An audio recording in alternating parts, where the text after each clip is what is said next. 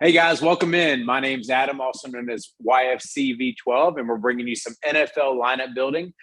We had a pretty successful video this last time out. It was kind of our mission to embark and kind of see where we can go. And I'm excited. I think that this was very helpful from the aspect of like how we're going to start our lineups in NFL. I had a really good week. Obviously, we want to compound on that and have another good one here. But what I do recommend is at yourfielderschoice.com. Obviously, you see the site up in front of you. I want to make sure that you can find anything in regards to our Discord channel, any of our socials, including our YouTube and Twitch channels. Jump in, yourfielderschoice.com, give those things a like, a subscribe, hit the bell for notifications. You're going to see more videos like this. We have a lot of content coming in that's not just DFS. Our wagering team is constantly putting articles out there. We also have a great prop section where we have a lot of prop bets in partnership with Prize Picks and some other affiliates that we do have. But I'm not going to get into all of that today. That's saved for our live streams. Today, I want to make a short, concise video, and I'm going to make it short because my last video that I sent, I was way too long for my standards. So I'm going to kind of jump in, and we're just going to start right into NFL lineup building. This is for Week 15. This is for the Sunday 11-game slate starting at 1 p.m. Eastern. All right. Here we go, guys. Yourfielderschoice.com. In front of you, you have the NFL cheat sheet. Obviously, it's separated. Quarterback, running back, wide receiver, tight end, and defense special teams are on there. Good thing to note, last updated time. Okay, it was updated today at 3:03 p.m. Obviously, this stream or this video is being taken place a little bit later on in the evening, about 10:15 in the evening time. But I don't know if things are going to happen. We have crazy just news coming out, COVID, holdouts, protocols, all this stuff. I can't answer for what's going to happen from now until lock, but make sure to jump in with our Discord so you can get that information, okay? All right, starting at the quarterback position, we're going to talk about this from a DraftKings standpoint. At the quarterback position itself, I wanted to go in and follow – oh, man, there's a lot of cues, a lot of people that are out here. But what I wanted to look at here is obviously with all of this being said, one thing that I noticed in regards to ownership is there's not and I want to slide over here, DK ownership. There's not an outlying quarterback value, min price, cheap guy that we're going to have to really worry about. So So with quarterback, what I really am focused in on is that there's not a big ownership disparity in regards to like, hey, we got this one guy that's 30-40% owned. That's going to be a big deal. I'm not going to actually start there today because this is how I actually build my lineups whenever I do build. And I'm not going to start with quarterback because I want to kind of revisit this and kind of see the games that I like. Obviously, there's going to be a lot of news based off of who's hurt, who's not. I'm going to start with the running back position, okay? And the reason I want to start there is because although it's a minefield in regards to who could play, who could not play, let's take a look at the cheat sheet real quick and see what it says. So in regards to ownership for DK, nothing on DraftKings that is above 20% currently. FanDuel, there are two running backs, Ezekiel Elliott and Najee Harris, that are above 20%. I will say that Ezekiel Elliott, that price break right there, 6,700 on FanDuel, that's looking really nice. And if you notice, last week, whenever Tony Pollard was ruled out, Ezekiel Elliott became obviously a very attractive matchup, and he rewarded us with only 12 attempts, 45 yards, one catch on 6 targets or 15 yards. It was kind of a bust. So if you jumped on him, I'm sorry, it happens. Those are the things that we have to deal with in DFS. But let's look at it from a per game standpoint. Obviously, if Saquon Barkley is injured or if he's hurt, I think he's going to play. Tony Pollard, that's kind of up in the air, questionable. I will say Dallas, very high octane offense. A lot of plays ran a high pace. The Giants are going to have to keep up if Barkley is eligible to play.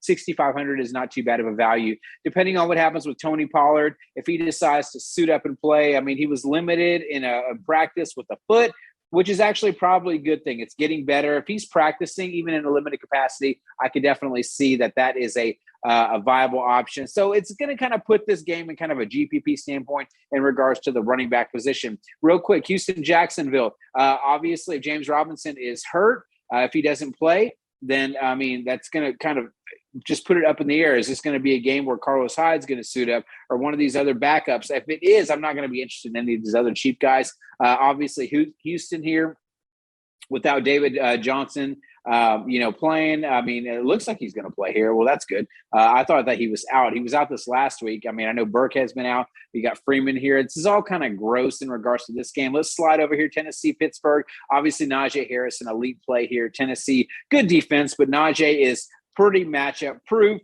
consistently delivering 15, 16, 20. He was over 20 for quite a while. He had a 30-point game in there, but he's getting the carries. He's a kind of a bell cow running back, 3-down running back, getting targets, getting catches in there. Obviously, no Derrick Henry for Tennessee. If you played Foreman or you played Hilliard, I think you were pretty happy because both these guys are getting some run. 13 carries right there for Deontay Foreman. Obviously, he is somebody I like from my hometown, but Hilliard took a big step back, didn't get any catches, only 6 attempts. So it looks like Foreman's kind of taken over in regards to the running back role here, which should be pretty solid against a Pittsburgh defense that is struggling. Arizona, Detroit, one of my favorite games here. I will probably play the Arizona running back that does start because if I'm looking at it from an odds standpoint, and we're not going to dig into all that because it took so much time last time, but I will tell you that Arizona is favored by multiple touchdowns.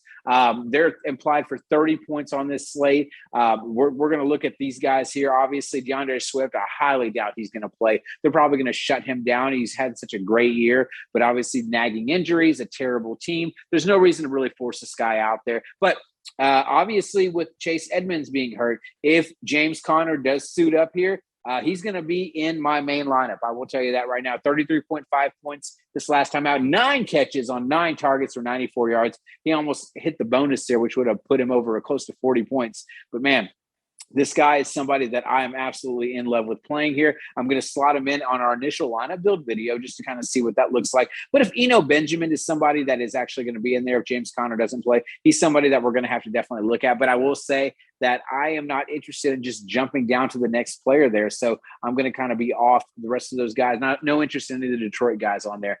Jets, Miami, obviously Myles Gaskin. You see that COVID-19 symbol next to him. Never thought we'd have a day where there was no IR, questionable, doubtful, out tags. So we got C19, right?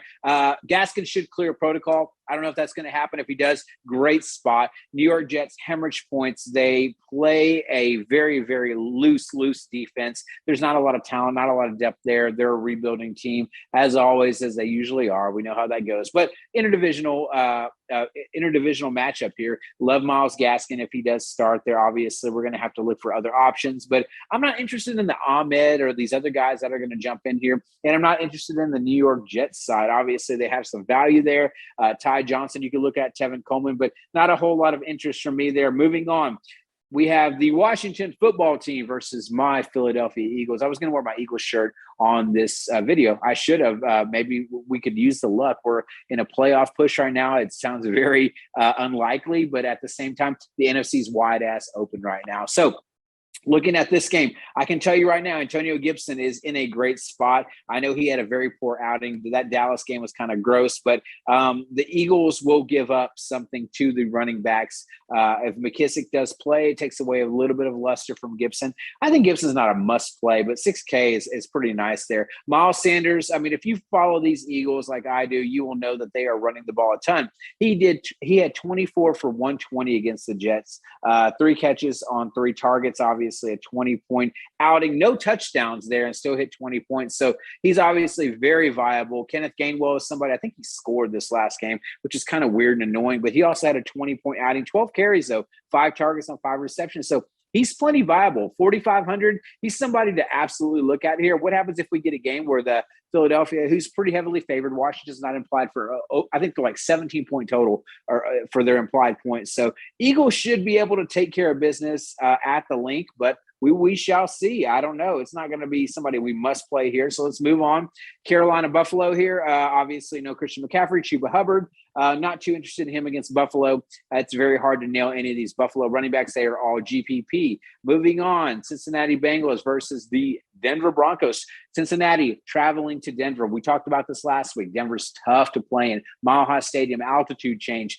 These guys get gas that travel to Denver. Best home field advantage in football. Cincinnati gives up the most receptions to running backs out of any NFL team. They actually are very bad against the running back position. What does that mean? Well, we can play our boy Javonte Williams. That would be nice. Is he going to play? He was held out of practice because of a knee. They expect him to play. His leg kind of swelled up, man. I don't know. Something to watch there. Obviously, MG3, Melvin Gordon, did play. Even though he played, guess what? I mean, it didn't matter. You play one of these guys, he had 26 points, 2 touchdowns, 24 for 111 against Detroit. Let's look at Javonte. Guess what? 21 points, 21.3 actually, 15 for 73, 1 touchdown, 2 targets, 1 reception, and another touchdown. Man, these Denver running backs are productive. I think this is going to be a game where we can absolutely target them, but we need to find out if they're both going to play. If only one of them plays, the other one is a lock and will be a core play of mine. Cincinnati, love Joe Mixon. I don't think he's matchup proof really at this point. I think he's kind of starting to decline. I think the season's been wearing on the guy. I hope Cincinnati saves him. I mean, because he's a fantastic talent. Had some trouble in his college days when he was a young NFL player, but hopefully they do not, get too far away from him. Joe Mixon is a key to their offense. Atlanta Falcons, the 49ers here. Cordero Patterson, he's kind of been an anomaly here, switching from wide receiver to the running back position. He's more of a Swiss Army knife type of player. Obviously can catch the ball out of the backfield. It's consistently putting up some decent DraftKings points numbers along with FanDuel numbers. But I'm not prioritizing here. I think San Francisco is still a good defense. If Eli Mitchell here decides to play, he got 22 carries against Seattle in week 13 here. But I think we talked about this, and I don't know if you listened, but I hope you did. But we were talking about the chalk of the San Francisco running backs, about Jeff Wilson. This guy's trash. So, like, Deebo Samuel is their best running back threat, and I think he got most of the love. So for those guys that you follow groupthink and you're just following, which San Francisco running back is going to pop out because they're cheap and they're going to be chalk, guys, a good play is a good play and a bad play is a bad play. So if you want to play him, cool. I'll die on that hill where Jeff Wilson kills me because he scores 20 points at high ownership. All right, I'm okay with that, right? Green Bay, Baltimore, rounding out the running back section. Man, I don't know what's going to happen here, but this is not a good game. Both of these defenses are pretty decent against the run. Obviously, if Aaron Jones was not going to play, A.J. Dillon would become a very good play, someone I would definitely consider. I have no interest in the Baltimore running backs, 2 GPP for me. It's hard to nail the right one, but it's probably Devontae Freeman. I don't know. We'll see. Right here, last game, Seattle, L.A. Rams.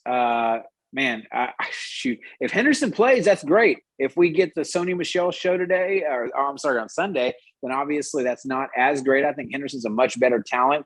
Sony, this last game out, did get 20 carries, 79 yards, 1 target. I actually talked him down a little bit from what I remember. I could be wrong. Maybe you can clip my Discord chat, and if you're on our premium Discord, you can send it to me on Twitter. But I don't think that I was really on Sony. He was not somebody that I prioritized. However, you have to look at this here. I don't know what Seattle's going to do, man, and we're going to talk about their pass catching weapons, but it's going to be real tough for them. So I don't know. We're going to have to find out what's going to happen there. Rashad Penny obviously had a good game this last game out. Is it going to repeat? I don't know. 16 attempts. You're not going to get 137 yards on 16 attempts, especially because he needed that 47-yarder. But that's still a good game. Almost 30 DraftKings points, 2 touchdowns, obviously.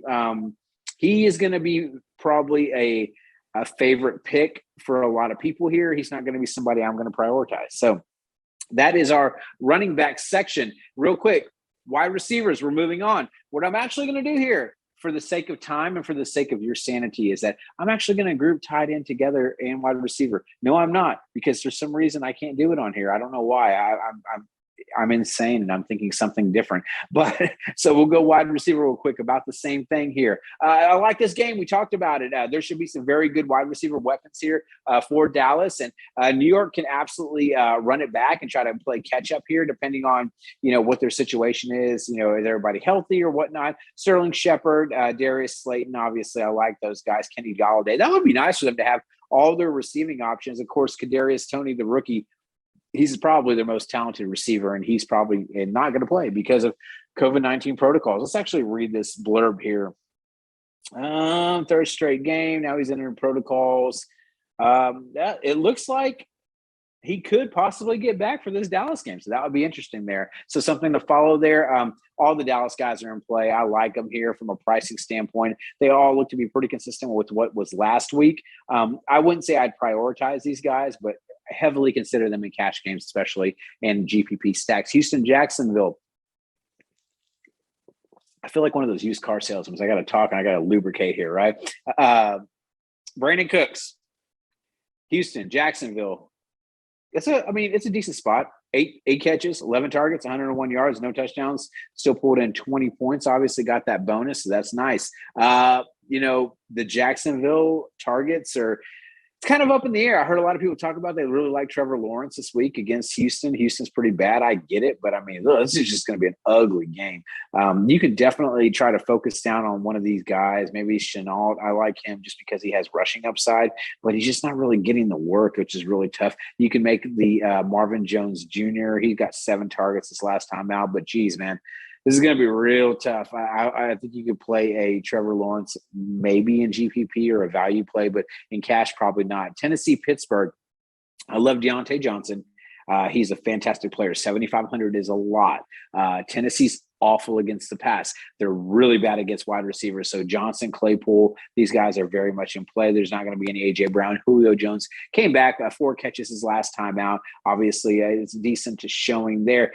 Let's talk about River Mcleod real quick.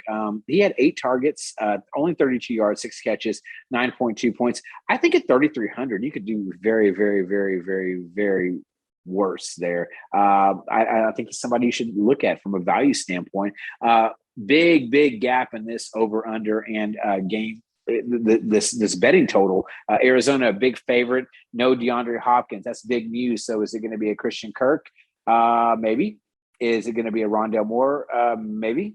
I think AJ Green is going to fit into this role, and I'm going to put him into this mock lineup that we have going on. Dude had 10 targets. Hopkins was having obviously issues staying healthy.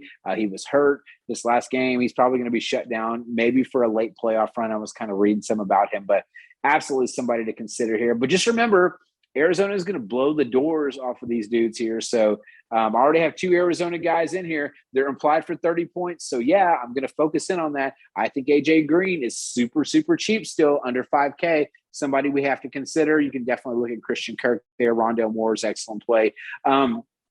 If you want to run it back with a Detroit guy, absolutely. You can look at Amon St. Brown. 5,200 seems a little expensive here against this Detroit team. I'm not going to prioritize any of those guys. You can get a bomb to Josh Reynolds if he plays. Nothing else really to talk about there. I want to move on here. The Jets and Miami. Big news, Jalen Waddle, obviously COVID-19 protocols, puts him out. That puts my boy Devontae Parker. If you play Dynasty Fantasy Football, he's a guy that I've had, drafted him everywhere. Took him forever to get to the point where he could actually be played, and he's still like a glorified wide receiver too. He's going to be a wide receiver 1 this week for me. He's going to be in my lineup also because the Jets are really bad here. So I'm going to play Devontae Parker there. You can run it back with a Jalen Crowder, Keelan Cole. Absolutely, that is possible. These Miami guys, we could look all the way down to like an Albert Wilson here. I actually like Mac Hollins a lot. He's a former Eagle. He's probably not going to pay off without anything other than maybe some red zone looks and a touchdown, but he could very well come in here and carve himself out a role. But, that Jalen Waddle gets a lot of those little he can move in and out of the slot. Albert Wilson is probably going to eat up most of those snaps and those targets there. Washington, Philadelphia. Let's see here. All right, Quiz Watkins, COVID-19 protocols could be back. Something to monitor there. Devonta Smith, just an amazing talent. Just has not had good weeks his last couple of weeks. I think that they've been running the ball a ton. They haven't really needed him as much. So this could be a very good breakout game. And he's probably going to be under-owned at 6,100, even though Washington's pretty bad against these type of wide receivers. I would say that if you're going to beat Philadelphia, they're going to make you run against them. They're going to be very aggressive in regards to stopping the pass. I have to look at the quarterback situation, but I'm pretty sure Heineke's still playing here. But I will just double check that. Nobody on the Washington side I really like, unless McLaren also misses. Then you got to really look at this Adam Humphries. He could be somebody we could look at. DeAndre Carter. I think he had, that's right, 6 targets, only caught 2 of them. So we'll have to see where that goes on there. All right, moving on. Boom. All right. Carolina, Buffalo. Not a lot of interest in cash. Maybe Stephon Diggs, 7,700 is still pretty expensive. Actually, there is interest here because Gabriel Davis, 3,700. He is going to probably get a start here in 3 wide receiver sets. No Emmanuel Sanders this week is what it looks like. So he's somebody we should absolutely consider here. If we're looking at the next game, Cincinnati, Denver, these are just a plethora of good talent in that in the wide receiver position. Jamar Chase, T. Higgins, Jerry Jeudy, Tyler Boyd, Cortland Sutton. All these guys can be – they're all in a good spot. I will tell you Jamar Chase is in a great spot, but I just think that price tag is going to be a little bit high for what I want to pay. I already got 2 receivers slotted in under 5K, so I can absolutely spend up there if I want to. San Francisco, Atlanta. Debo's great, man. He didn't have a great game back, but he's going to be involved in the running game. Atlanta's bad, man.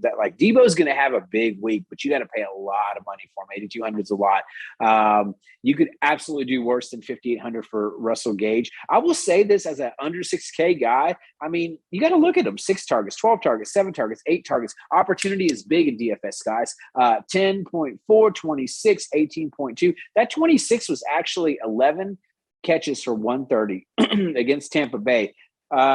Gage is one of those guys who's going to get a lot of volume. So he's somebody to absolutely consider there. And we talked about the San Francisco side of things. Green Bay and Baltimore. All right. So here's where I have a little bit of a conundrum because I personally think that this is going to be a very competitive, very close real-life football game. This kind of feels like this slate where Devonta Adams is going to kind of be there, and you're going to kind of be like, man, this guy is pretty much matchup proof. If you follow the Ravens like our guy Mike Miz does, you would know that there's nobody to stop Devonta Adams here, so that's somebody we could absolutely look at there. Last game here, I'm not interested in any of the Baltimore guys, to be honest with you. They have some, decent secondary players for Green Bay. But, I'm sure you can play some guys in GPP. This is a game I want to talk about because Seattle is beat up. COVID-19 protocol, Tyler Lockett, DK Metcalf hasn't really practiced because he's always banged up. On the other side of things, you have a Odell Beckham COVID-19 protocols. Dwayne Eskridge also banged up as well. Seattle could literally go into this game with maybe a beat-up DK Metcalf, and then who? Nobody else. That's what I'm talking about. Like, they're going to have to pull up practice squad guys. I mean, everybody's beat up. Bobby Trees, Robert Woods here for the Rams. I mean, we can Tutu Atwell, a talented rookie. That guy's hurt. From the Rams side, absolutely, you can pay $9K for Cooper Kupp here. I mean, I don't see any reason why not. But probably going to save and play Devonta Adams. I just love that the funnel of targets go to Devonta Adams, where Cooper Kupp does have some competition with an emerging Van Jefferson. Obviously, he's somebody to consider. No Odell Beckham, though. It kind of makes me think like, man, are one of these guys going to pop off? We'll have to look at news whenever it gets closer, okay? Let's run it back. Let's talk about tight end. Same game. We're working backwards here. Tyler Higbee, good play, could get a lot of extra targets with these beat-up Rams wide receivers, right? 6 targets, 5 targets, 5 targets, 10 targets. Matt Stafford's throwing him his way. Tyler Higbee's just not really doing anything with him. One of my favorite tight end plays. And I'm going to kind of put this guy in tentatively. Gerald Everett, revenge game, right? Started his NFL career with the Rams here. We already talked about the Seattle situation in regards to the wide receiver position. Everett's going to probably get those targets. He's going to be in a lot of different formations. He's going to get snaps there. Both those guys I really like there a lot. So I'm going to take him out just for the sake of the purposes that I need to keep talking about tight end. And let's see here. Green Bay, Baltimore. Mark Andrews, always somebody to consider in cash games. Lamar is beat up, but he loves to throw to him. I'm not considering any of the Green Bay guys. Everything else is GPP. Atlanta, San Francisco, 2 very good tight ends in this game. George Kittle, depending on if he plays or not, 7,500 is pricey. I'd rather pay the extra money and play Debo if it's just me. So it's more GPP for Kittle. Obviously, Kyle Pitts. Just San Francisco's tough, man. They got some good linebackers, but Kyle Pitts is a great young talent, great GPP play here. Going on to the next game, the Bengals and the Broncos. Noah Fant, 4,400. I don't hate that. I think that this is going to be one of those games that I'm not going to play any tight end from this game, but you can definitely consider a game stack and maybe get one of those in there and hope that you get the guy that catches the touchdown that pisses all those Jamar Chase, T. Higgins, Jerry Jeudy, and Cortland Sutton owners off, right? Carolina, Buffalo, Dawson Knox, great play here. 5,100. Man, I just feel like he should be priced up a little bit. He's getting targets, 9 targets there, 6, 3, 10. Turned in a couple of really good outings, almost 20 points. 3 out of 4, he scored 14 or more. That's 5,100. That's pretty decent there. So I love me some Dawson Knox there. Obviously, there's nobody from the Carolina side that I'm going to really be looking at here. Sliding over Washington, Philadelphia. Love my guy, Dallas Goddard. Ricky Seals-Jones. These tight ends are going to do well. Philadelphia just is very aggressive. They give up a lot to the tight end. If Ricky Seals-Jones could actually keep his head on straight and catch some of these damn targets, he's going to be really good. Can he do that? I don't know. Dallas Goddard, 5,300. I absolutely love Dallas Goddard here. I think he's going to be a great play. I've been on him, and I've been very fortunate as an Eagles fan to be on him in big games. 6 for 6 for 105, 2 touchdowns this last time out, 30 points. Yeah, I mean, it's probably not cash worthy because he's going to be more GPP. I told you I like Gerald Everett at a very cheap salary for a revenge game narrative, so I'm not really going to consider Goddard a cash play here. Jets, Miami, Mike Gesicki. Man, he's a good play. 5K, absolutely. The Jets are terrible. But on the other side, you can run it back with one of these sub 3K guys for the Jets. Somebody to absolutely consider there. Arizona, Detroit, Zach Ertz. Remember, no DeAndre Hopkins. You need a big red zone target. AJ Green's getting older, a little bit long in the tooth. He's still a great play here. But you have to consider Zach Ertz, man. Kyler's going to look his way, or Kyler's going to use his feet to try to run it in, which we'll talk about more here soon. Detroit, no TJ Hawkinson. Looks like he's shut down for the year, had the thumb surgery or one of his fingers. I am absolutely on board, though, with Brock Wright, man. 5 targets, 3 catches on 20 yards this last time out. I mean, 2,800, you could absolutely do a lot worse. You know Detroit's going to have to throw the ball. I mean, they're going to get behind. I see very little reason not to consider him there at 2,800. And you can play 2 tight ends at DraftKings on the flex position. Tennessee, Pittsburgh, my boy Pat Freiermuth, touchdown machine, touchdown target. He's pretty consistent, man. I mean, 4,500, I wouldn't say he's a cash play. I don't know about any of these other guys for Tennessee. It just seems like this is one of those games. It's going to be kind of gross. It's going to be a Najee Harris game. And then we're going to see those Pittsburgh receivers do some work. Those Tennessee guys are going to try to run it back. I think it's going to be probably one of the sneakier games. So you want a good GPP stack game that nobody's going to play? Tennessee, Pittsburgh. Check it out. Houston, Jacksonville. Gross game of the week. Tight ends are bad. They're all bad. O'Shaughnessy's bad. Man, I like Brevin Jordan, man. This dude came out of Miami. He's talented. Is not a great blocker, in my opinion. I watched him a lot on TV being local to Houston. But he's somebody to consider at 2,800 if he decides to play or not. O'Shaughnessy obviously got the Dan Arnold love. O'Shaughnessy got 6 targets, 4 catches for 21 yards. I mean, he was only, 2,900? Now he's only 3,200. If you absolutely just want to put someone down there to get a couple points, you could do a lot worse there. Rounding it out from the tight end position, Dallas and New York Giants, Dalton Schultz. Man, sub 5K, I don't know. I don't get it. He was terrible last game. The game before that, not great. But he always seems to be that guy that catches those passes whenever you're playing you're stacking the wide receivers for Dallas. He's just that guy that kind of ruins things. So probably more GPP. Evan Ingram is absolutely somebody that you can play here, especially against Dallas here. He's kind of sneaky. He was 4 for 4 for 55 yards against Dallas, almost 10 points this last time. The reason people aren't going to play him, and that's fine, is because all the Giants guys are healthy. So definitely something to consider there. I don't know if that's going to happen or not, but it's something to definitely consider.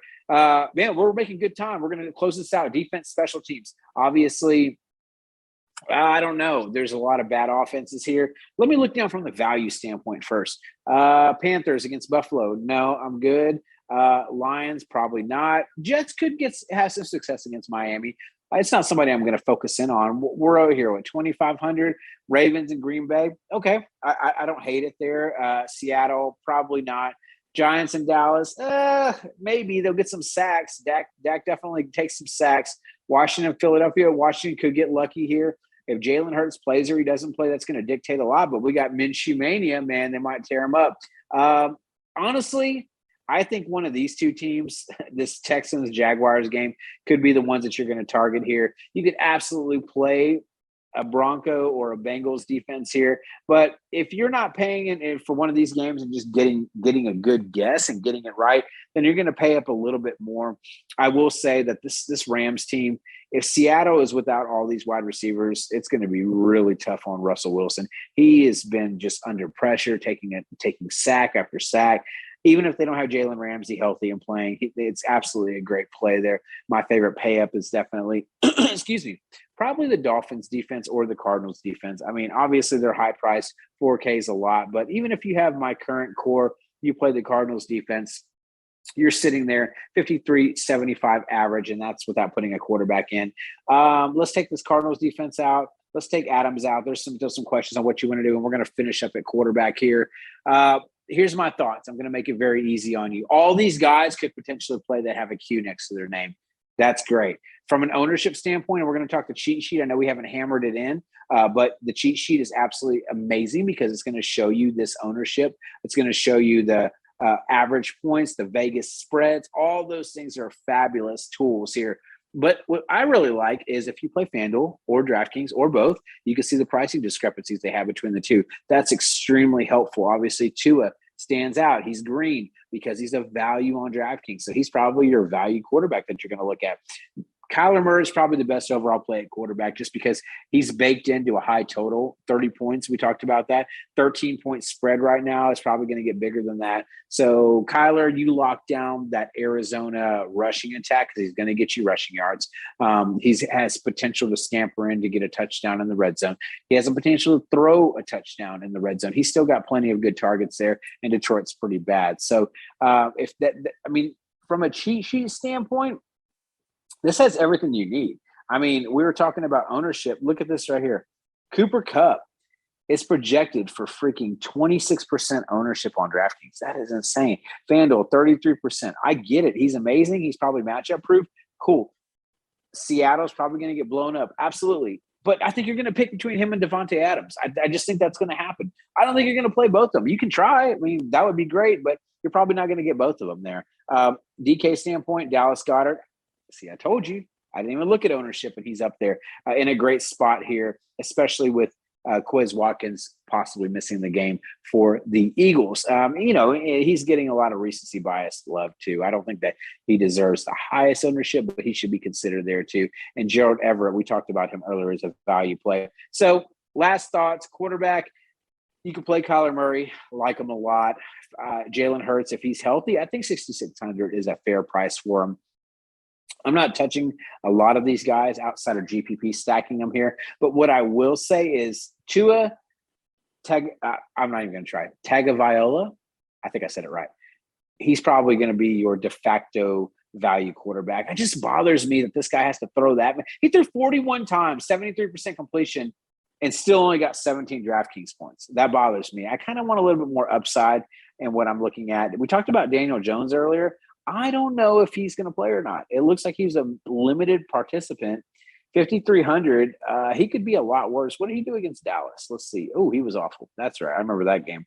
So maybe Daniel Jones, he got hurt that game. He's not an option. So last thoughts, guys, you can play kind of who you want here at quarterback. I think at tight end, if I'm looking at that, I like Everett here. I just think it's a revenge game narrative.